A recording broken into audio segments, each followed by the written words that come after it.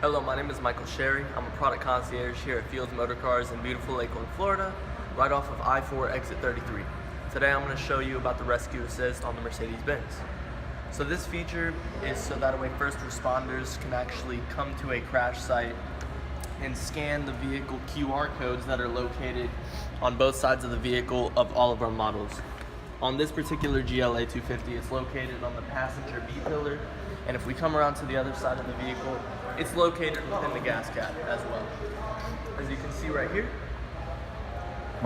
how it would work is the first responder would come up, scan the QR code, it would give them info such as the battery lines, gas lines, airbags, etc., so that they can actually use the jaws of life to enter the vehicle without putting themselves or the passenger at harm.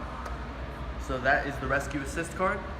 Once again, this has been Michael Sherry here at Fields Motorcars in beautiful Lakeland, Florida, right off of I-4 exit 33. It is 4141 North Florida Avenue, Lakeland, Florida, 33805. Keep tuned for more informative videos. This has been Michael Sherry. Have a great day.